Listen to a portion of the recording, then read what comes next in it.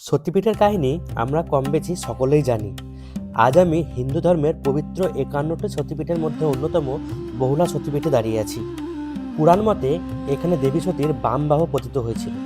সংস্কৃত শব্দ বাহু অর্থাৎ হাত বা বাহু, আর সেখান থেকেই এসেছে বহুলা নামটি। পূর্ব বর্ধমানের কেতুগ্রামে অবস্থিত এই সতীপীঠটি গ্রামের একদম বাইরে শান্ত নিরিবিলি পরিবেশে অবস্থিত। নমস্কার বন্ধুরা, আরও একটা নতুন ব্লগে তোমাদের স্বাগত জানাই। এখন আমি দাঁড়িয়ে আছি বহুলা সতীপীঠের ঠিক মন্দিরের বাইরে। একটা সুন্দর লোকেশন, গাছগাছরা আছে অনেক, একদম ছায়ার মতো আছে। এখানে বাইকটা পার্ক করলাম, বাইকে করে এসেছি। এবার যাব মন্দিরের দিকে। পাশেই আছে ঈশানী নদী। আজকের এই ব্লগে আমি শুধুই মন্দির দর্শন করব না, জানবো এই সতীপীঠের মাহাত্ম্য, উপভোগ করব অজয় নদীর তীরের প্রাকৃতিক সৌন্দর্য, আর তোমাদের জানাবো কিভাবে আসবে, কিভাবে মায়ের ভোগ পাবে, আর যদি থাকতে চাও রাত্রিবেলা তাহলে কি ব্যবস্থা আছে। সব কিছু বিস্তারিত জানাবো আজকের এই ব্লগে। এবার বলি কিভাবে পৌঁছাবে কেতুগ্রামের এই বহুলা সতীপীঠে। এখানে আসতে হলে তোমাকে প্রথমে পৌঁছাতে হবে কাটোয়া। তুমি ট্রেনে আসো বা বাসে আসো, প্রথম গন্তব্য হবে কাটোয়া রেল স্টেশন অথবা bus stand. Katwa bus stand থেকে কেতুগ্রামের বাস খুব সহজেই পাওয়া যায়। কাটোয়া থেকে কেতুগ্রামের দূরত্ব প্রায় ১৫ কিলোমিটার, আর বাসে সময় লাগে আনুমানিক ৩০ মিনিটের মতো। কেতুগ্রাম বাস স্ট্যান্ডে নামার পর তোমরা চাইলে গ্রামের ভিতর দিয়ে হেঁটে হেঁটে মন্দির যেতে পারো। গ্রামের শান্ত পরিবেশ আর অজয় নদীর ঠান্ডা বাতাস তোমার পথ চলাকে আরও সহজ করে তুলবে। অথবা যদি হাঁটতে না চাও তাহলে বাস স্ট্যান্ড থেকেই টোটো পেয়ে যাবে, সেটাতেও খুব সহজে পৌঁছে যেতে পারবে এই মন্দিরে। আরও ৫টা সতীপীঠের থেকে কিন্তু এই সতীপীঠের পরিবেশটা একদমই আলাদা। মানে এটা একদমই গ্রামের বাইরে ফাঁকা মাঠের মধ্যে ছোট্ট একটা জায়গায়, মানে চারিদিকে জঙ্গলের মতো একটা পরিবেশ আছে, তার মধ্যে এই সতীপীঠটা অবস্থিত। মন্দিরের প্রাকৃতিক পরিবেশ সত্যি অসাধারণ। চারিদিকে নানান রকম গাছপালা, পাখিদের কলরব, আর পাশ দিয়ে বয়ে চলা অজয় নদী এই জায়গার সৌন্দর্যকে আরও কয়েক গুণ বাড়িয়ে দিয়েছে।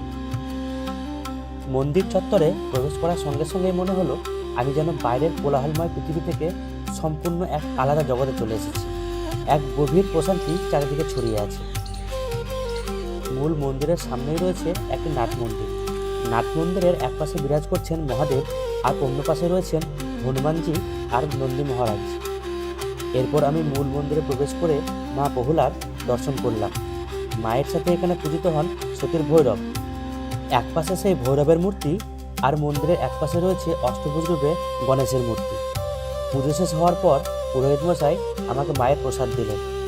মনে হলো মা যেন নিজেই আশীর্বাদ করে দিলেন। সতীপীঠের কাহিনী আমরা সবাই কম বেশি জানি। দক্ষযজ্ঞের সময় দেবী সতী তার স্বামীর অপমান সহ্য না করতে পেরে আত্মত্যাগ করেন। তখন মহাদেব দেবী সতীর সব দেহটাকে কাঁধে নিয়ে তাণ্ডব নৃত্য শুরু করেন। তখন পৃথিবীতে এক মহাসংকট দেখা দেয়। সেই সংকট থেকে রক্ষা করতেই বিষ্ণু তার সুদর্শন চক্র দিয়ে দেবীর যে দেহ সেটাকে বিভিন্ন খণ্ডে খণ্ডিত করেন, এবং তার দেহের বিভিন্ন অংশ পৃথিবীর বিভিন্ন জায়গায় পড়ে। সেখানেই তৈরি হয় একটা করে সতীপীঠ। এই অংশে দেবীর বাম বাহু পড়েছিল, আর সেই বাম বাহু পড়েছিল বলেই এই জায়গাটার নাম হয় বহুলা সতীপীঠ। যেখানে যেখানেই সতীপীঠ রয়েছে সেখানেই কিন্তু মহাদেব ভৈরব রূপে দেবীর দ্বার রক্ষা করছেন। এখানকার ভৈরব মরাঘাট মহাপীঠ নামে পূজিত হন। এই মন্দিরটা রাজা চন্দ্রকেতু বহু বছর আগে তৈরি করিয়েছিলেন, কিন্তু সাল সম্পর্কে কারোর সঠিক ধারণা নেই। চলো এবার মন্দিরের আর একটা বিশেষ দিক তোমাদের দেখাই। এই দিকটায় আসতেই চোখে পড়বে একটা ছোট্ট বহু বছরের পুরনো মাটির কুঁড়ে ঘর। মন্দিরের পুরোহিত মশাই জানালেন এখানেই একসময় বড় বড় সাধক সাধনা করেছেন। তার পাশেই আছে একটা ভোগ রান্নার ঘর, যেখানে প্রতিদিন মায়ের জন্য ভোগ প্রস্তুত করা হয়। যদি তোমরা এখানে এসে মায়ের ভোগ গ্রহণ করতে চাও তাহলে সকাল 10টার মধ্যে অবশ্যই জানাতে হবে। তোমরা চাইলে আগে থেকে ফোন করে জানাতে পারো, অথবা মন্দিরে এসে সরাসরি বললেও হবে। ফোন নাম্বার আমি ডেসক্রিপশন বক্সে দিয়ে রাখবো। আমার পিছনে এই যে কমলা রঙের বিল্ডিংটা দেখছো, এটা হচ্ছে অতিথি নিবাস। তোমরা চাইলে এখানে থাকতে পারো। খুব অল্প টাকার বিনিময়ে এখানে রাত কাটানো যায়। আর খাওয়া দাওয়ার ব্যবস্থা বলতে দিনের বেলাতে এখানে পাশেই যে মন্দিরটা রয়েছে সেখান থেকেই ভোগ রান্না করে দেওয়া হয়। রাতের বেলাতেও তোমার আলাদা করে রান্না করে দেওয়া হবে। এত সুন্দর প্রাকৃতিক পরিবেশে রাত কাটানোর অভিজ্ঞতা নিঃসন্দেহে অসাধারণ হবে। চারিদিকে নিস্তব্ধতা, পাখিদের ডাক আর আধ্যাত্মিক আবহ সব মিলিয়ে এক অন্যরকম অনুভূতি। তবে তোমরা যদি রাত্রিবাস করতে চাও তাহলে আগে থেকে ফোন করে বুকিং করে নেওয়াই ভালো। ডেসক্রিপশন বক্সে দেওয়া নাম্বারে ফোন করে বুক করতে পারো। একটা সতীপীঠ হতে গেলে কিন্তু তার পাশ দিয়ে একটা উত্তরবাহী নদী বয়ে যেতে হয়। এটা হচ্ছে অজয় নদীরই একটা অংশ। এটাকে গ্রামের লোকজন ঈশানী নদী বলে ডাকে। যদিও এখন নদীতে জল নেই, বর্ষার সময় কিন্তু এই নদীতে পুরোপুরি জল থাকে, যার জন্যই এই ব্রিজটা তৈরি করা আর কি। আগে এখানে ব্রিজ ছিল না, তখন মানুষ নৌকাতে করে যাতায়াত করত। এই সতীপীঠে আসার যে রাস্তা ছিল সেটা খুব দুর্গম, তার জন্য প্রায় 100 বছর আগে গ্রামের ভিতরে একটা মন্দির তৈরি করা হয়। এখন সেখানেই পুজো হয় এবং ভিড় হয় বেশি। আমরা সেখানেও যাব। মূল মন্দির থেকে একটু কাছেই গ্রামের ভিতরে ভক্তদের যাতায়াতের সুবিধার জন্য আরও একটা মন্দির নির্মাণ করা হয়েছে। এখন আমি সেখানে এসে পৌঁছেছি। এই মন্দিরের বিশেষত্ব হলো মায়ের যে আসল অষ্টধাতুর মূর্তি সেটা এখানেই রয়েছে। এই মন্দিরে বর্তমানে সংস্কারের কাজ চলছে। মন্দিরের কর্তৃপক্ষের মতে এই সংস্কারের কাজ সম্পূর্ণ হতে সময় লাগবে প্রায় 2 বছর।